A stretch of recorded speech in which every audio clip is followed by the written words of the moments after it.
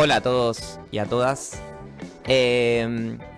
Hoy tenemos una columna diferente. Venimos con algo más de información. No tanto. No tan poético como lo venimos haciendo habitualmente. Lo que sí me voy a tener que servir de datos para hablar con propiedad. Pero hoy vamos a hablar de Claudio Chiquitapia, el actual presidente de AFA, el presidente campeón del mundo y bicampeón de América. Para arrancar hablando de Chiquitapia, vamos a contar cómo fueron sus inicios. Él fue barrendero, luego fue chofer en Manliva, que fue una empresa del grupo Macri. Allí se afilió al grupo de camioneros, que por entonces ya estaba bajo la influencia de Hugo Moyano. Este vínculo es muy importante porque después conoció a Paola Moyano, la hija del sindicalista. Se casó, tuvo 4 hijos y generaron ahí un vínculo importante. Tapia, ya en su momento, recordemos, otro gran dirigente en AFA fue Julio Grondona. Tapia ha dicho que soy lo que soy en el fútbol gracias a Julio Grondona. Pero bueno, el rol de Moyano fue muy importante para abrirles las puertas ahí para la dirigencia. Tapia tiene un recorrido bastante largo antes de ser lo que es hoy.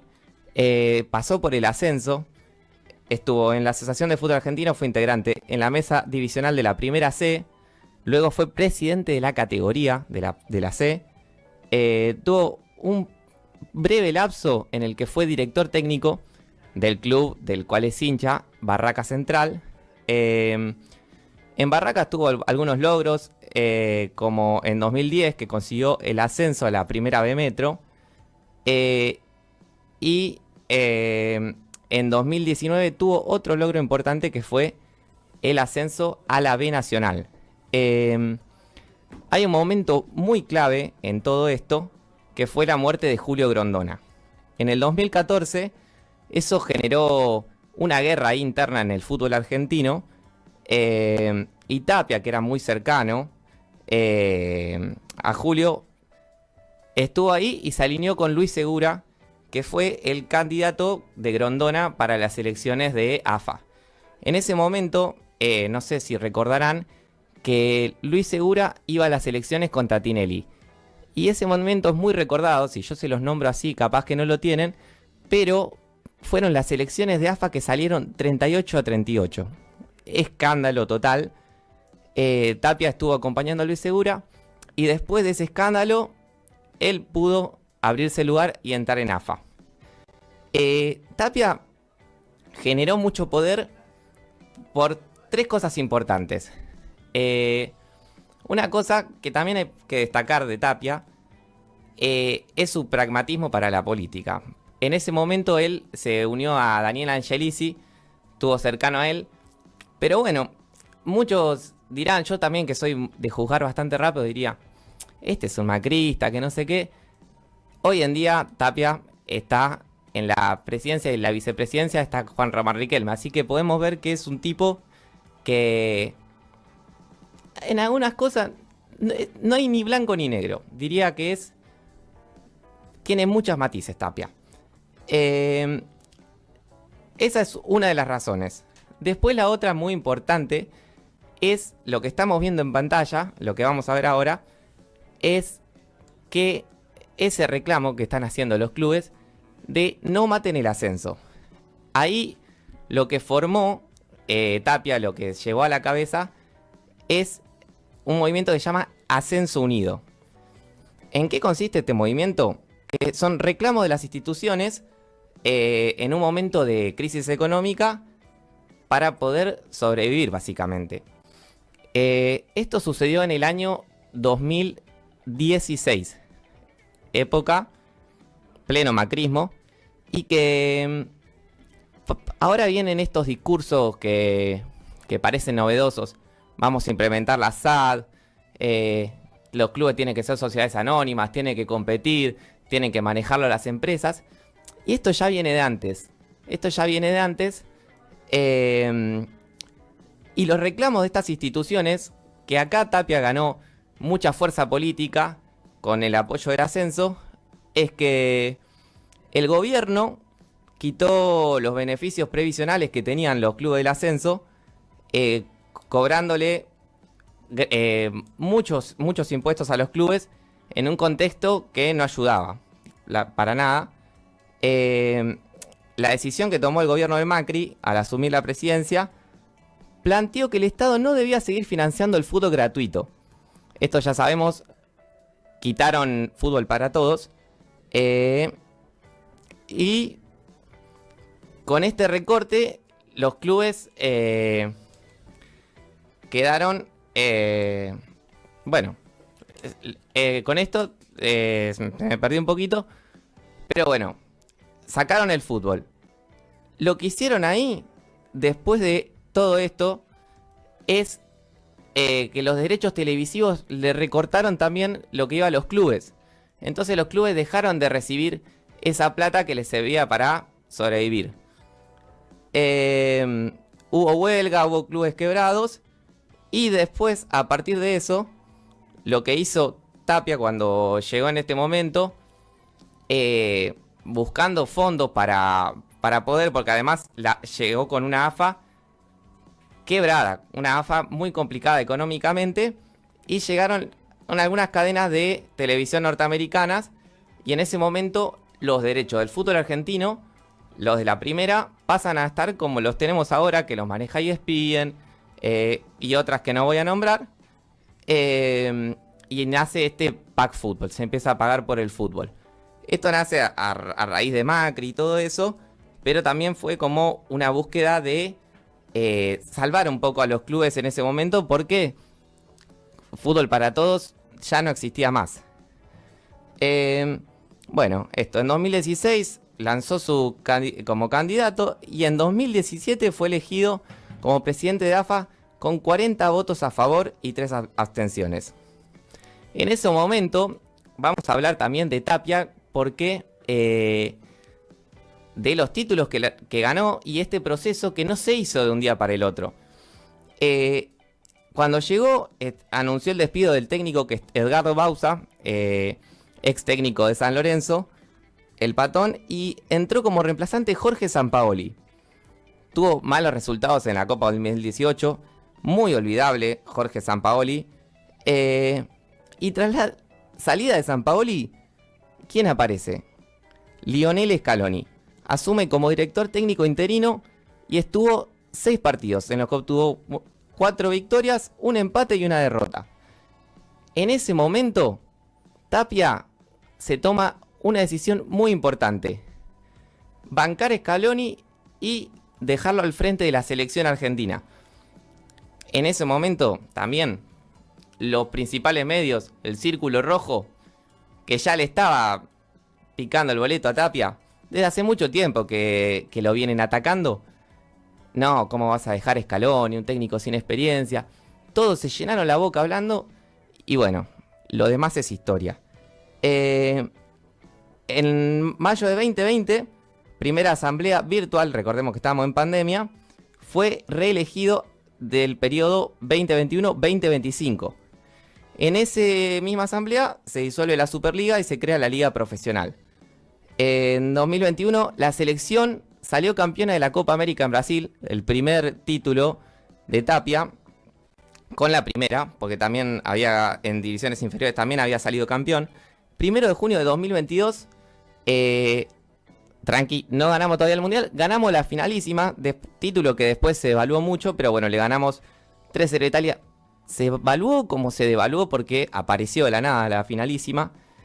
Y el 18 de diciembre del 2022, el más recordado, luego de 36 años la selección nacional ganó la Copa Mundial en Qatar, tras vencer a Francia por penales. En 2024, el seleccionado nacional ganó su 16ª Copa América en Estados Unidos. Lleno de títulos, la gestión de Tapia. Y bueno, y después en 2024 se hace la asamblea para elegir al presidente de AFA. Todos sabían que iba a ser Tapia, no tenía nadie enfrente que le pueda disputar el poder. Y Tapia lo que decide, dice, bueno, vamos a mover las elecciones para un día que nos represente, para el día que queremos festejar todos. ¿Cuándo las quiso poner Tapia? Como que no, el 17 de octubre de 2024, cosa que el gobierno se enojó, que no sé qué, le quisieron hacer quilombo con eso, pero igualmente se terminaron haciendo las cosas como se tenían que hacer, como querían, porque total no había discusión en ese momento. Entonces Tapia es reelegido con Juan Román Riquelme como vicepresidente primero. La misma asamblea aprobó la anulación de los descensos de esa temporada y una primera edición con 30 equipos. Cosa muy criticada, pero también hay que entenderlo por el contexto económico del país, con lo que cuesta sostener a los clubes. Fue una decisión que es polémica, pero bueno, se puede seguir discutiendo. En mayo de 2025 la Conmebol lo designó representante ante el Consejo de la FIFA en reemplazo del Naldo Rodríguez.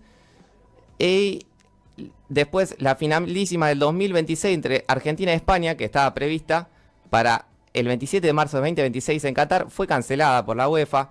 Después la quisieron jugar en Europa, cosa que Tapia se negó, defendiendo que cómo vamos a ir a jugar una copa que nos pertenece a nosotros, que somos los actuales campeones, a jugarla a la cancha que de ellos.